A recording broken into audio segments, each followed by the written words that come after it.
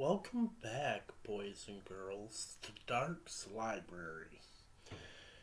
We are going to be continuing on with Carrie by Stephen King. Let's begin, shall we? Morton blinked at her, then nodded curtly. He tried to project the image of a lovable John Wayne figure while performing the disciplinary functions that were his main job as assistant principal, but did not succeed very well. The administration, usually represented at JC suppers, PTA functions, and American Legion award ceremonies by Principal Henry Grail, usually termed him Lovable Mort. The student body was more apt to term him that crazy ass jabber from the office. But as few students such as Billy DeLewis and Henry Trennett spoke at PTA functions or town meetings, the administration's view tended to carry the day. Now, lovable Mort, still secretly nursing his jam thumb, smiled at Carrie and said, "Go along then if you like, Miss Wright. Or would you like to sit a spell and collect yourself?" "I'll go," she muttered, swiped at her hair. She got up, then looked around at Miss Desjardins. Her eyes were wide open and dark with knowledge. "They laughed at me. Through things. They've always laughed." Desjardins could only look at her hopelessly. Carrie left. For a moment there was silence. Morton and Desjardins watched her go. Then, with an awkward throat-clearing sound, Mr. Morton hunkered down carefully and began to sweep together the debris from the fallen ashtray. What was that all about? She sighed and looked at the drying maroon handprint on her shorts with distaste. She got her period. Her first period. In the shower. Morton cleared his thoughts and his cheeks went pink. The sheet of paper he was sweeping with moved even faster.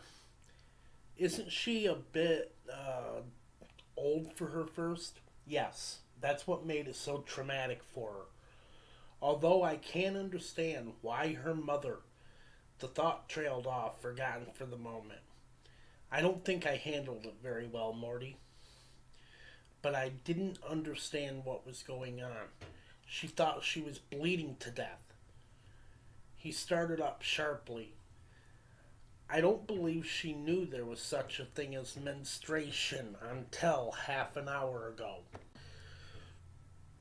"Hand me that little brush there, Miss Desjardins." "Yes, that's it."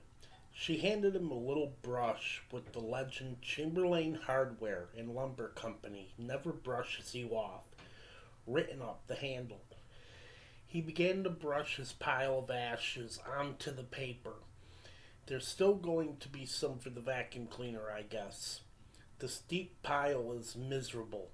I never thought... I thought I set that ashtray back on the desk further. Funny how things fall over." He bumped his head on the desk and sat up abruptly. "It's hard for me to believe that a girl in this or any high school could get through 3 years and still be alien to the fact of menstruation, Miss Desjardins. It's even more difficult for me," she said, "but it's all I can think of to explain her reaction. And she's always been a group scapegoat." He funneled the ashes and butts into the wastebasket and dusted his hands. "I've placed her, I think. White. Margaret White's daughter must be. That makes it a little easier to believe." He sat down behind the desk and smiled apologetically. "There's so much of them. After 5 years or so, they all start to merge into one group face. You call boys by their brothers' names, that type of thing. It's hard." "Of course it is." Wait till you've been in the game 20 years like me," he said morosely, looking down at his blood blister. You get kids that look familiar and find out you had their daddy the year you started teaching. Margaret White was before my time, for which I am profoundly grateful. She told Miss Becenti, God rest her, that the Lord was reserving a special burning seat in hell for her because she gave the kids an outline of Mr. Darwin's belief on evolution. She was suspended twice while she was here. Once for beating a classmate with her purse. Legend has it that Margaret saw the classmate smoking a cigarette. Peculiar religious views. Very peculiar. His John Wayne expression suddenly snapped down. The other girls, did they really laugh at her? Worse, they were yelling and throwing sanitary napkins at her when I walked in. Throwing them like peanuts. Oh, oh dear. John Wayne disappeared. Mr. Morton went scarlet. You have their names? Yes, not all of them. Although some of them may rat on the rest. Christine Hargensen appeared to be the ringleader, as usual. Chris and her Mortimer Snurds, Morton murmured. Yes, Tina Blake, Rachel Spies, Helen Shries, Donna Thibodeau, and her sister Mary Leela Grace, Jessica Upshaw, and Sue Snell. She frowned. You wouldn't expect a trick like that from Sue. She's never seemed the type for this kind of a stunt. Did you talk to the girls involved? Miss Desjardins chuckled unhappily. I got them the hell out of there. I was too flustered and Carrie was having hysterics. He steepled his fingers. Do you plan to talk to them? Yes, but she sounded reluctant. Do I detect a note of... You probably do, she said glumly. I'm living in a glass house, see? I understand how those girls felt. The whole thing just made me want to take the girl and shake her. Maybe there's some kind of instinct about menstruation that makes women want to snarl. I don't know. I keep seeing Sue Snell in the way she looked. Mr. Morton repeated wisely. He did not understand women and had no urge at all to discuss menstruation. I'll talk to them tomorrow, she promised, rising.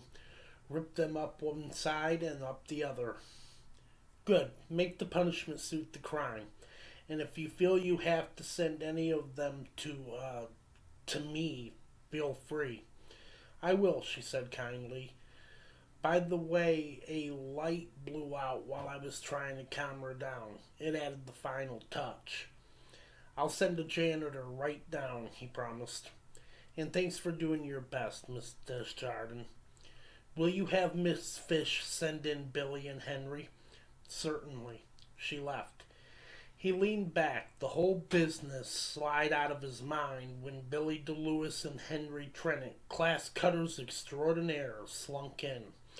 He glowered at them happily and prepared to talk tough. As he often told Hank Grail, he ate class cutters for lunch. Graffiti scratched on a desk in Chamberlain Junior High School. Roses are red, violets are blue. Sugar is sweet, but Carrie White eats shit. She walked down Ewan Avenue and crossed over to Carlin at the stoplight on the corner. Her head was down and she was trying to think of nothing. Cramps came and went in great gripping waves, making her slow down and speed up. Like a car with carburetor trouble. She stared at the sidewalk. Quartz glittering in the cement, hopscotch grids scratched in ghostly rain-faded chalk, wads of gum stamped flat, pieces of tinfoil and penny candy wrappers. They all hate and they never stop. They never get tired of it. A penny lodged in a crack. She kicked it. Imagine Chris Hargensen all bloody and screaming for mercy with rats crawling all over her face. Good. Good. That would be good.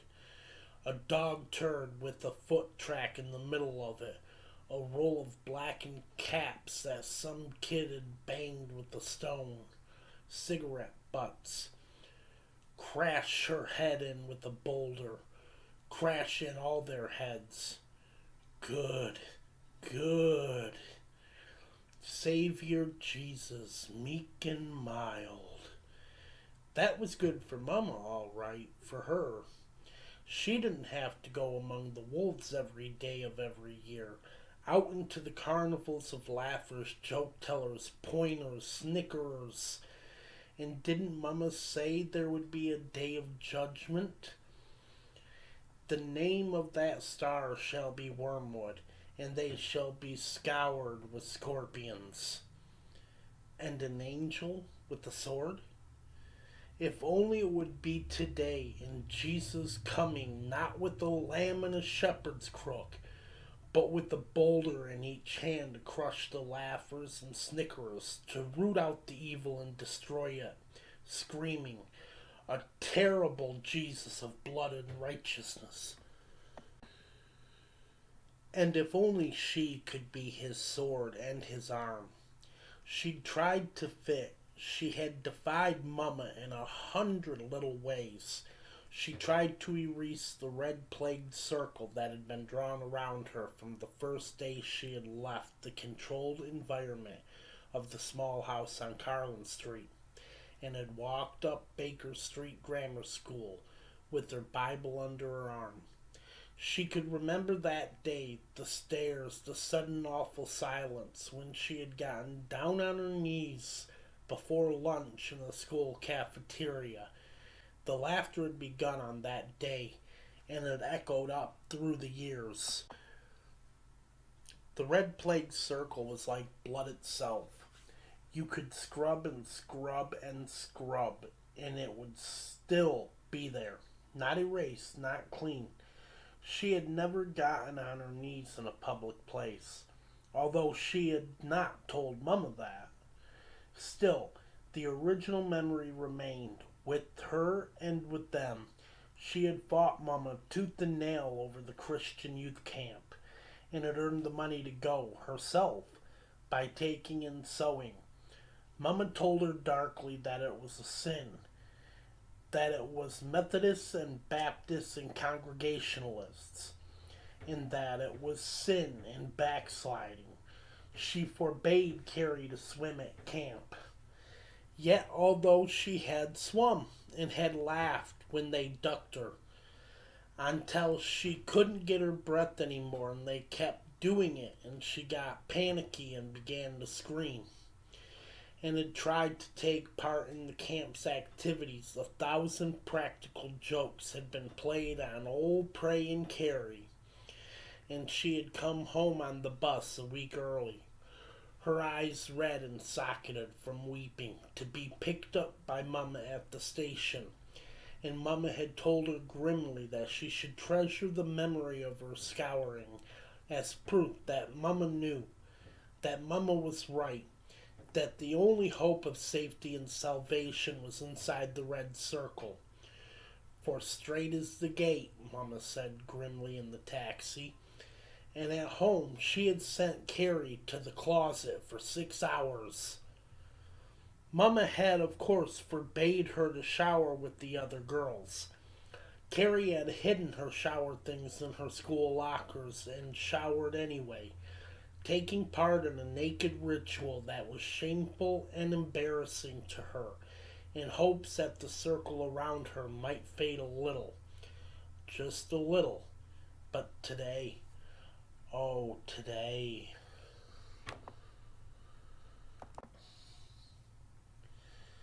Tommy Erberter, age 5, was biking up the other side of the street. He was a small, intense-looking boy on a 20-inch Schwinn with bright red training wheels.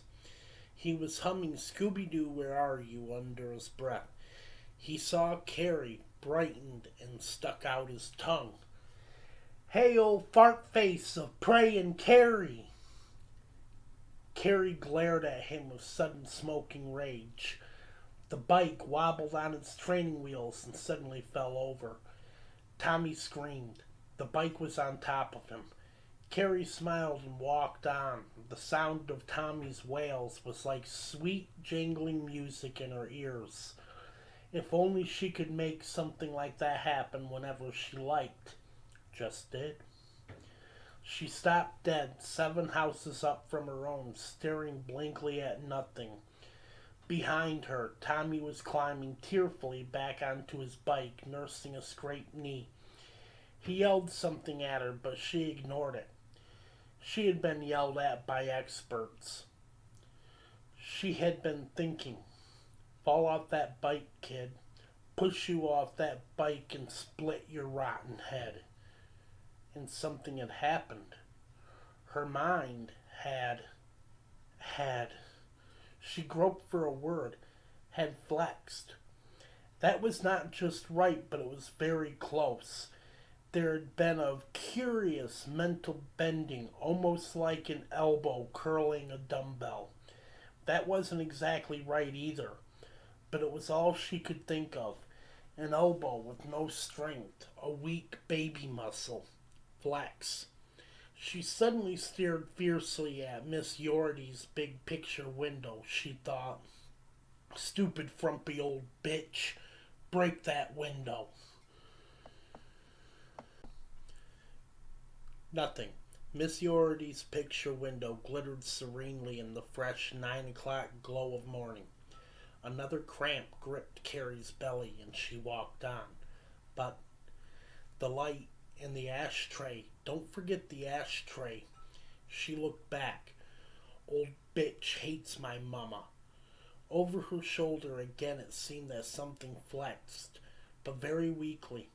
The flow of her thoughts shuddered as if there had been a sudden bubbling from a wellspring deep inside. The picture window seemed to ripple. Nothing more. It could have been her eyes. Could have been. Her head began to feel tired and fuzzy, and it throbbed with the beginning of a headache. Her eyes were hot as if she had just sat down and read the book of Revelation straight through. She continued to walk down the street toward the small white house with the blue shutters. The familiar hate, love, dread feeling was churning inside her. Ivy had crawled up the west side of the bungalow. They always called it the bungalow because the White House sounded like a practical joke, and Mama said all politicians were crooks and sinners, and would eventually give the country over to the godless Reds, who would put all the believers of Jesus, even the Catholics, up against the wall. And the ivy was picturesque.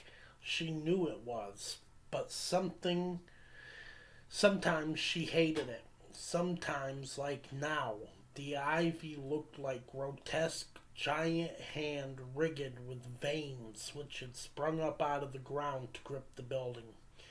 She approached it with dragging feet. Of course there had been the stones. She stopped again, blinking vapidly at the date. The stones. Mama never talked about that. Carrie didn't even know if her mama still remembered the day of the stones. It was surprising that she herself still remembered it. She had been a very little girl then. How old? 3? 4? There had been that girl in the white bathing suits, and then the stones came, and the things had flown in the house. Here the memory was sudden and bright and clear, as if it had been here all along, just below the surface, waiting for a kind of mental puberty, waiting, maybe, for today. From Carrie, The Black Dawn of TK, Esquire Magazine, September 12th, 1980, by Jack Gaver. Estella Horan has lived in the neat San Diego suburb of Parrish for 12 years, and outwardly she is the typical Miss California. She wears bright print shifts and smoked amber sunglasses. Her hair is black streaked blonde. She drives a neat maroon Volkswagen, Formula V, with a smile decal on the gas cap and a green flag ecology sticker on the back window. Her husband is an executive at Parish Branch of the Bank of America. Her son and daughter are certified members of the Southern California Sun and Fun crowd. Burnished brown beach creatures. There is a hibachi in the small, beautifully kept backyard, and the door chimes play a tinkly phrase from the refrain of Hey Jude. But Miss Horan still carries the thin, difficult soil of New England somewhere inside her. And when she talks of Carrie White, her face takes on an odd pinched look that is more like Lovecraft out of Arkham than Crouch out of Southern Cal. Of course she was strange, Estelle Horan tells me, lighting a second Virginia Slim a moment after stubbing out her first. The whole family was strange. Ralph was a construction worker, and people on the street said he carried a Bible and a .38 revolver to work with him every day.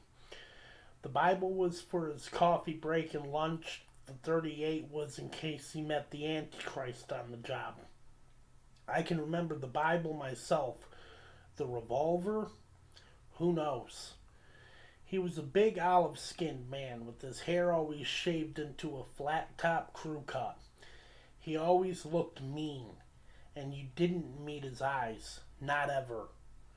They were so intense they actually seemed to glow. When you saw him coming, you crossed the street, and you never stuck your tongue out at his back.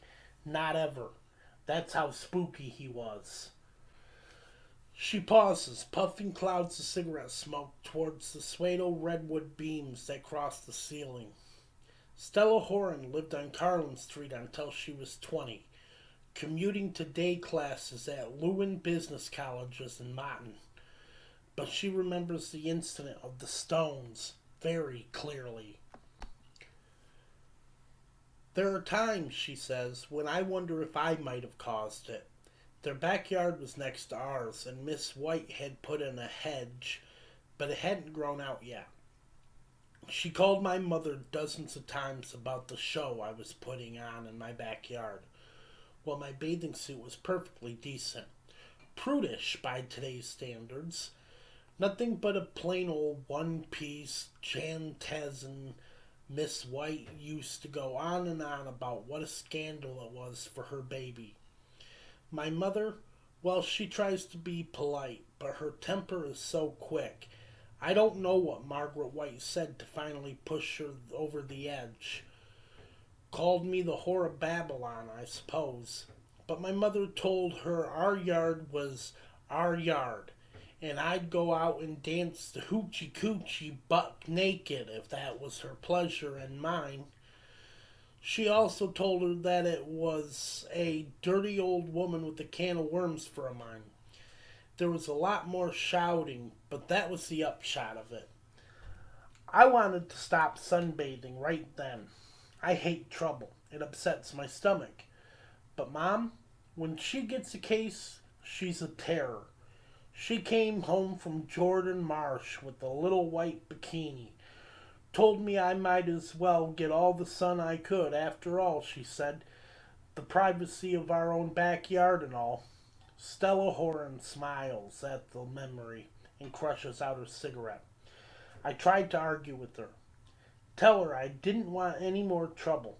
Didn't want to be a pawn in their back fence war. Didn't do a bit of good. Trying to stop my mom when she gets a bee in her hat is like trying to stop a Mack truck going downhill with no brakes. Actually, there was more to it. I was scared of the whites. Real religious nuts are nothing to fool with. Sure, Ralph White was dead, but what if Margaret still had that .38 around? But there I was on Saturday afternoon, spread out on a blanket in the backyard, covered with suntan lotion and listening to Top 40 on the radio. Mom hated that stuff, and usually she'd yell out at least twice for me to turn it down before she went nuts. But that day she turned it up twice herself. I started to feel like the whore of Babylon myself. But nobody came out of the White's place, not even the old lady to hang her wash. There's something else. She never hung any undies on the back line, not even Carrie's. And she was only 3 back then, always in the house. I started to relax. I guess I was thinking Margaret must have taken Carrie to the park to worship God in the raw or something. Anyway, after a little while, I rolled on my back and put one arm over my eyes and dozed off. When I woke up, Carrie was standing next to me and looking down at my body. She breaks off, frowning into space. Outside, the cars are whizzing by endlessly. I can hear the steady little whine my tape recorder makes, but all it seems a little too brittle, too glossy, just a cheap patina over a darker world, a real world where nightmares happen. She was such a pretty girl, Stella Horan resumes, lighting another cigarette. I've seen some high school pictures of her and that horrible fuzzy black and white photo on the cover of Newsweek.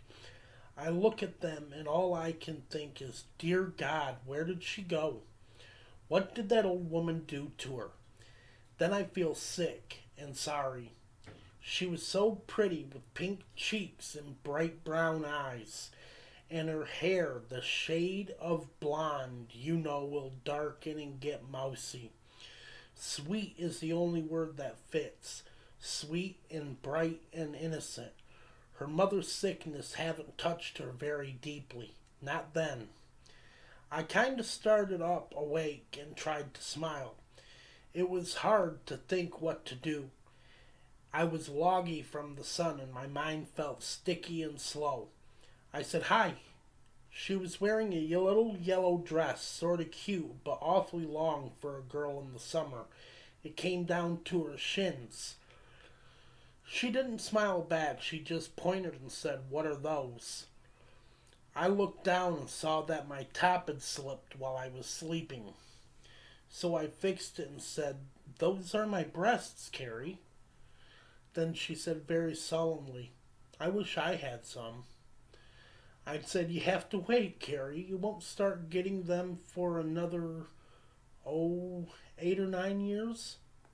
No, I won't, she said. Mama says good girls don't. She looked strange for a little girl, half sad, half self-righteous. I could hardly believe it, and the first thing that popped into my mind also popped right out of my mouth. I said, well, I'm a good girl, and doesn't your mother have breasts?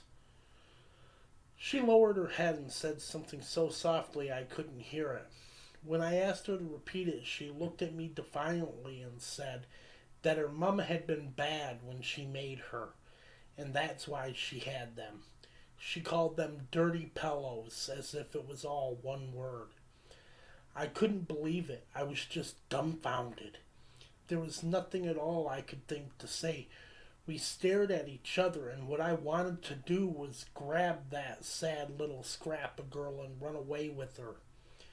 And that was when Margaret White came out the back door and saw us. For a minute she just goggled as if she couldn't believe it. Then she opened her mouth and whooped. That's the ugliest sound I ever heard in my life. It was like the noise a bull alligator would make in a swamp. She just whooped. Rage, complete, insane rage. Her face went as red as the side of a fire truck, and she curled her hands into fists and whooped at the sky. She was shaking all over. I thought she was having a stroke. Her face was all scrunched up, and it was a gargoyle's face. I thought Carrie was going to faint or die on the spot. She sucked in all her breath at once, and that little face went a cottage cheesy color. Her mother yelled, Carrie! I jumped up and yelled back, don't you yell at her that way. You ought to be ashamed. Something stupid like that. I don't remember. Carrie started to go back and then stopped, and she started again. And just before she crossed from our lawn over to theirs, she looked back at me and there was a look, oh, dreadful. I can't say it. Wanting and haunting and fearing and misery. As if her life had fallen on her like stones at the age of 3. My mother came out on the back stoop and her face just crumpled when she saw the child and Margaret. Oh, she was screaming things about sluts and strumpets and the sins of the father being visited, even onto the 7th generation. My tongue felt like a little dried up plant. For just a second, Carrie stood swaying back and forth to 2 yards, and then Margaret White looked upward, and I swear, sweet Jesus, that woman bayed at the sky. And then she started to hurt herself.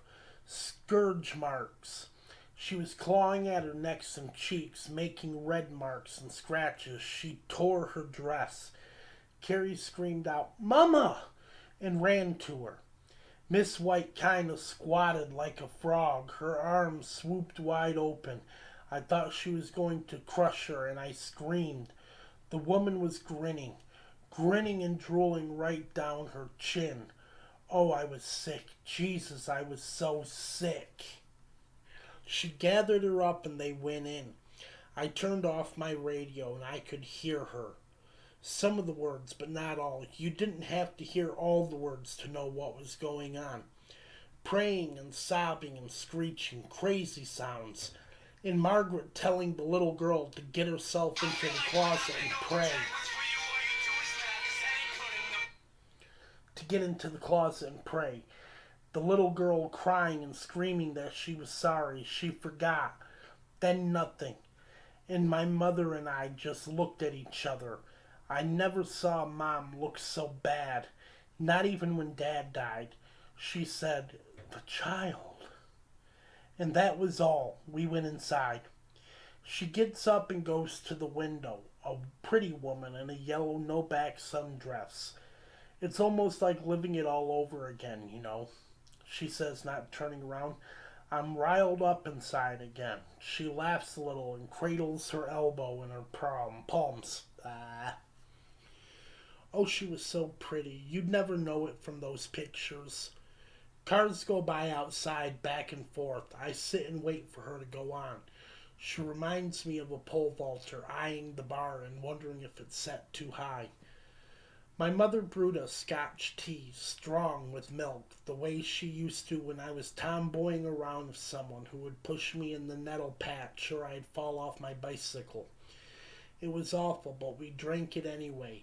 Sitting across from each other in the kitchen nook, she was in some old house dress with the hem falling down in the back. And I was in my Hora Babylon two-piece swimsuit. I wanted to cry, but it was too real to cry about, not like in the movies. Once when I was in New York, I saw an old drunk leading a little girl in a blue dress by the hand. The girl had cried herself into a bloody nose. The drunk had goiter, and his neck looked like an inner tube. There was a red bump in the middle of his forehead and a long white string on the blue serge jacket he was wearing. Everyone kept going and coming because if you did, then pretty soon you wouldn't see them anymore. That was too real too. I wanted to tell my mother that, and I was just opening my mouth to say it when other things happened. The thing you want to hear about, I guess. There was a big thump outside that made the glasses rattle in the china cabinet. It was a feeling as well as a sound, thick and solid, as if someone had just pushed an iron safe off the roof. She lights a new cigarette and begins to puff rapidly. I went to the window and looked out, but I couldn't see anything. That's when I was getting ready to turn around. Something else fell. The sun glittered on it. I thought it was a big glass globe for a second. Then it hit the edge of the White's roof and shattered. It wasn't glass at all. It was a big chunk of ice. I was going to turn around and tell Mom, and that's when they started to fall, all at once in a shower. They were falling on the White's roof. On the back and front lawn, on the outside door to the cellar, there was a sheet tin bulkhead, and when the first one hit, it made a huge bong noise like a church bell. My mother and I both screamed. We were clutching each other like a couple of girls in a thunderstorm. Then it stopped. There was no sound at all from their house. You could see the water from the melting ice trickling down their slate shingles in the sunshine. A great big hunk of ice was stuck in the angle of the roof, in the little chimney. The light on it was so bright that my eyes hurt to look at it. My mother started to ask me if it was over, and then Margaret screamed. The sound came to us very clearly. In a way, it was worse than before, because there was terror in this one, and there were banging sounds as if she was throwing every pot and pan in the house at the girl. The back door slammed open and slammed closed. No one came out. More screams. Mom said for me to call the police, but I couldn't move. I was stuck to the spot. Mr. Kirk and his wife, Virginia, came out on their lawn to look. The Smiths, too. Pretty soon, everyone on the street was home and had come out. Even old Miss Warwick from up the block, and she was deaf in one ear. Things started to crash and tinkle and break. Bottles of glass, I don't know what all. And then the side window broke open and the kitchen table fell halfway through. With God as my witness. It was a big mahogany thing, and it looked like the screen with it and all must have weighed 300 pounds. How could a woman, even a big woman, throw that? I ask her if she's implying something. I'm only telling you, she insists, suddenly distraught. I'm not asking you to believe. She seems to catch her breath, then goes on flatly. There was nothing for maybe 5 minutes. Water was dripping out of the gutters over there, and there was ice all over the White's lawn. It was melting fast. She gives a short, chopping laugh and butts her cigarette. Why not? It was August. She wanders aimlessly back to the sofa, then veers away. Then the stones, right out of the blue sky, whistling and screaming like bombs. My mother cried out, "What in the name of God?" and put her hands over her head. But I couldn't move. I watched it all, and I couldn't move. It didn't matter anyway. They only fell on the White's property. One of them hit a downspout and knocked it into the lawn. Others punched hole right through the roof and into the attic. The roof made a big cracking sound each time one hit, and puffs of dust would squirt up. The ones that hit the ground made everything vibrate. You could feel them hitting your feet.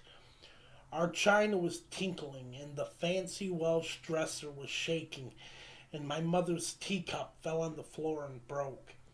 They made big pits in the White's back lawn when they stuck, craters.